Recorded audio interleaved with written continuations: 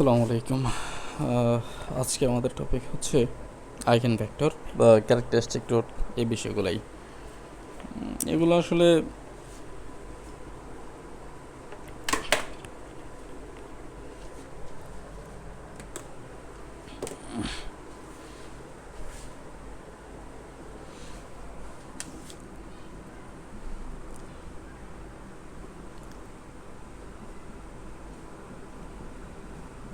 Characteristic roots and characteristic vector, অথবা বলা যায় আইগেন ভ্যালু আর অ্যান্ড আইগেন ভেক্টর। কনসেপ্টগুলো আসলে মূলত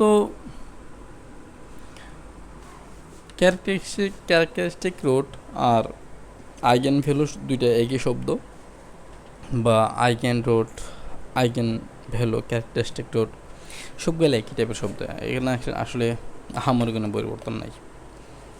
এখন আমরা মূলত ক্যারেক্টারিস্টিক রুট বা আইগেন ভ্যালু বা আইগেন রুটস এই জিনিসগুলো বলতে আসলে আমরা কী বুঝি, এটা হচ্ছে আজকে আমাদের আলোচ্য বিষয়। চলো প্রাথমিকভাবে আমরা কিছু বেসিক আলোচনা দিয়ে শুরু করি। তো আইগেন রুটস বা আইগেন ভেক্টর বলতে আমরা সাধারণত কী বুঝি? আমরা সাধারণত ধরো আমি একটা মান নিয়ে আলোচনা করি। ধরো কোনো এক ব্যক্তির বেতন হচ্ছে 20,000 টাকা। তো পরবর্তীতে তার বেতন পরবর্তী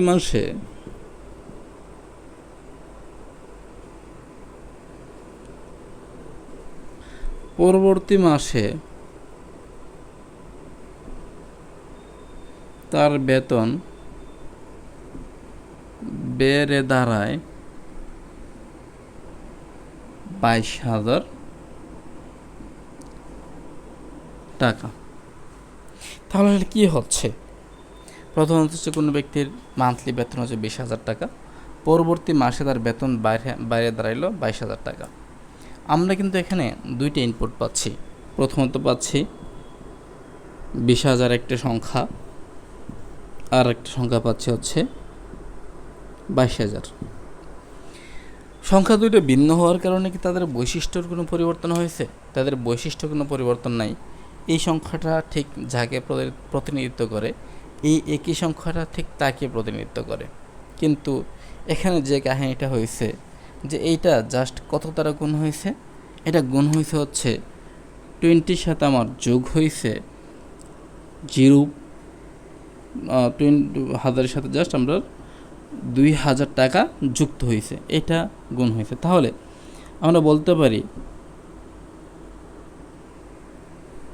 1.1 ইন্টু এত। সব কিছুই ঠিক আছে, বাট এই মানটা জাস্ট 1.1 দ্বারা গুণ হয়েছে। আমাদের যা ব্যক্তির কথা বলো, বেতন বলো, সব বৈশিষ্ট্য ঠিক আছে, মানও ঠিক আছে, সবই সেম। জাস্ট এই ভ্যালুটা একটু পরিবর্তন হয়ে এই ভ্যালুতে রূপান্তর হয়েছে, আর সে কত গুণ পরিবর্তন হয়েছে সেই গুণ জিনিসটা দেখায় হচ্ছে 1.1। এই জিনিসটাকে বলা হচ্ছে আইগেন ভেক্টর অথবা আইগেন ভ্যালু অথবা ক্যারেক্টারিস্টিক রুট।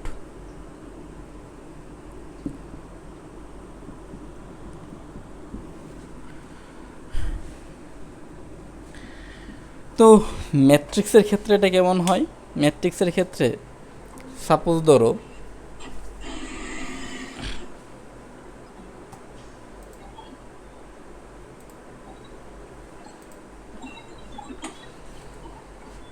সাধারণত ম্যাট্রিক্সের ক্ষেত্রে জিনিসটা কেমন হয়, ম্যাট্রিক্সের ক্ষেত্রেও সেম কাহিনী, যে আমরা যখন ধরো 2 0 0 3 যদি একটা ম্যাট্রিক্স হয়, আর এই ম্যাট্রিক্সের ক্ষেত্রে আমরা যদি জানি দেখাইতে পারি যদি এটা একটা ম্যাট্রিক্স হয়, এই ম্যাট্রিক্সের ক্ষেত্রে ধরো এটা একটা আইগেন ভেক্টর যদি আমরা এরকম বের করতে পারি, আইগেন ভেক্টর যদি 1, 0 হয়, এই আইগেন ভেক্টরটা যদি এই ভেক্টরের জন্য হয়, আমরা জানি কতগুলো ভেক্টর মিলে সাধারণত একটা ম্যাট্রিক্স গঠন করে।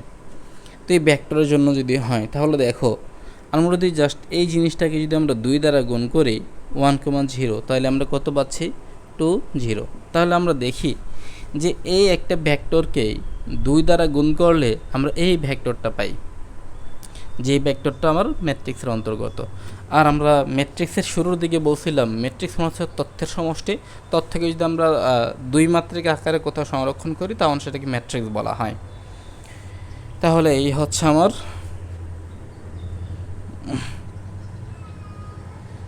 ইয়াটা আর কি, মূলত এখানে তাহলে আমরা কী পাই, এই জিনিসটাকে বলে হচ্ছে আমার আইগেন রুট বা আইগেন ভ্যালু, আর এইটাকে বলা হচ্ছে আমার আইগেন ভেক্টর। অর্থাৎ আমরা এর মাধ্যমে এতটুকু সিদ্ধান্তে পৌঁছাইতে পারি যে আমাদের কাছে নতুন যেই ভেক্টর বা নতুন যেই ম্যাট্রিক্স আছে, সেই ম্যাট্রিক্সটা কি টোটালি নতুন কোনো ম্যাট্রিক্স, নাকি এটা অন্য এর পূর্বের কোনো একটা ম্যাট্রিক্স থেকে উদ্ভাবন হয়ে বর্তমানে ম্যাট্রিক্সে আসছে। আমরা এই জিনিসগুলোর মতো বুঝতে পারি হচ্ছে আইগেন ভ্যালু বা আইগেন ভেক্টর থেকে। আশা করি একদম বেসিক বা রোড কনসেপ্ট যেটা এটা ক্লিয়ার হইছো। আর আমরা যেই জিনিসগুলো দ্বারা গুণ করি সাধারণত, যে আমরা দেখাই হচ্ছে আইগেন ভেক্টর বা মূল ভেক্টর থেকে নতুন বর্তমান ভেক্টরটা ঠিক কত গুণ হয়েছে, এই জিনিসটাকে আমরা প্রকাশ করি হচ্ছে কিসের মাধ্যমে, এই ল্যামডা দ্বারা। আমরা সাধারণত ল্যামডা বের করি জাস্ট আমরা প্রত্যেকটা ভেক্টর, যে এই ভেক্টরটা ঠিক কত দ্বারা গুণ করা হয়েছে অরিজিনাল ভেক্টর থেকে, এটা বের করার জন্য, ঠিক আছে। আর এটাকে আমরা বলি হচ্ছে কত, ল্যামডা হচ্ছে তার eigen vector, sorry eigen value, আর আইগেন ভেক্টর হচ্ছে কত, এক্স হচ্ছে আমরা আলাদাভাবে বের করে থাকি সাধারণত। ওকে, এখন আসো আমাদের বইয়ের যে সংজ্ঞাগুলি আছে, সংজ্ঞাগুলি আমরা এটা ক্লিয়ার করি। বইয়ের সংজ্ঞা অবশ্যই এখানে জটিল না।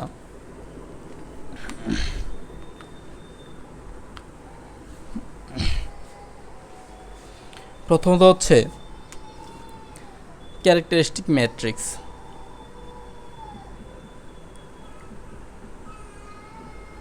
ক্যারেক্টারিস্টিক ম্যাট্রিক্স, যদি কোনো একটি ম্যাট্রিক্স এ হয়, এই যে কোনো একটি ম্যাট্রিক্স, তাহলে এ মাইনাসের ল্যামডা আই ইকুয়াল এ মাইনাসের ল্যামডা আই নামে যদি কোনো একটি ম্যাট্রিক্স আমরা গঠন করতে পারি, তখন এই ম্যাট্রিক্সটাকে বলা হবে হচ্ছে ক্যারেক্টারিস্টিক ম্যাট্রিক্স। আর এখানে আমরা ল্যামডা আসলে কী জিনিস আমরা এটা দেখাইছি ইতিমধ্যে। আর এ হচ্ছে আমার মূল ম্যাট্রিক্স যে দেওয়া থাকে, এ ম্যাট্রিক্সের ক্যারেক্টারিস্টিক ম্যাট্রিক্স কত, এ মাইনাসের ল্যামডা আই। আর এই ম্যাট্রিক্সের ক্যারেক্টারিস্টিক ম্যাট্রিক্স হচ্ছে এ মাইনাসের কত, ল্যামডা আই। আর এটার ক্যারেক্টারিস্টিক ইকুয়েশন কোনটা, এটা হচ্ছে ক্যারেক্টারিস্টিক ম্যাট্রিক্স আমরা পাইছি। আর ক্যারেক্টারিস্টিক ইকুয়েশন হচ্ছে, যদি আমি এ মাইনাসের এই যে ল্যামডা আই, এটাকে যদি আমি ডিটারমিনেন্ট করে শূন্য করি, এটাকে ডিটারমিনেন্ট করার ফলে আমরা ক্যারেক্টারিস্টিক ইকুয়েশনকে যদি শূন্য ধরে আমি এদেরকে ডিটারমিনেন্ট করি, তখন আমি যেই সমীকরণটা পাবো সেই সমীকরণটাকে বলা হচ্ছে ক্যারেক্টারিস্টিক ইকুয়েশন। তারপর সে ক্যারেক্টারিস্টিক রুট,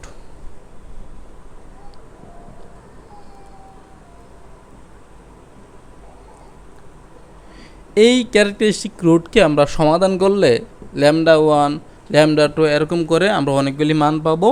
ওই মানগুলিকে বলে হচ্ছে ক্যারেক্টারিস্টিক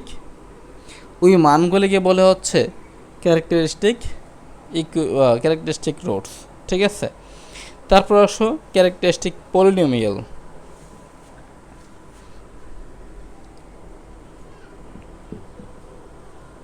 ক্যারেক্টারিস্টিক,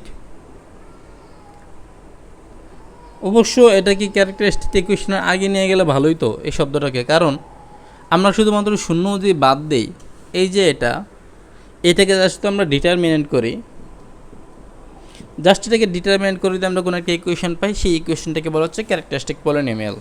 ঠিক আছে, তাহলে আমরা এখান থেকে কী কী ম্যাট্রিক্স পলিনোমিয়ালের সংখ্যা দরকার নেই। আমরা এখান থেকে পাই হচ্ছে যদি এ যদি একটি ম্যাট্রিক্স হয়, তাহলে এ মাইনাস এ ল্যামডা আই হবে হচ্ছে একটা ক্যারেক্টারিস্টিক ম্যাট্রিক্স, যেখানে ল্যামডা হচ্ছে আইগেন ভ্যালু বা আইগেন ভেক্টর, আর আই হচ্ছে ইউনিট ম্যাট্রিক্স। যদি এটাকে ডিটারমিনেট করা হয়, তাহলে সেটা থেকে আমি যে ইকুয়েশনটা পাই, সেই ইকুয়েশনকে বলা হচ্ছে ক্যারেক্টারিস্টিক পলিনোমিয়াল। আর এই ইকুয়েশনটাকে যদি শূন্য ধরে আমি যে ইকুয়েশনটা পাবো, সেটাকে বলা হচ্ছে ক্যারেক্টারিস্টিক ইকুয়েশন। আর এটাতে সমাধান করলে আমি যে মানগুলি পাবো, সেই মানগুলিকে বলা হচ্ছে ক্যারেক্টারিস্টিক রুটস। এখন আসো আমরা প্রপার্টিসগুলো আলোচনা করব। এই হচ্ছে মোটা দাগে যা সংজ্ঞা প্রয়োজন তোমাদের জন্য, আর সংজ্ঞাগুলো সবগুলোই নোটে লেখা আছে, আমি এই জন্য সংজ্ঞা সবগুলো মোটা দাগে লিখি নাই।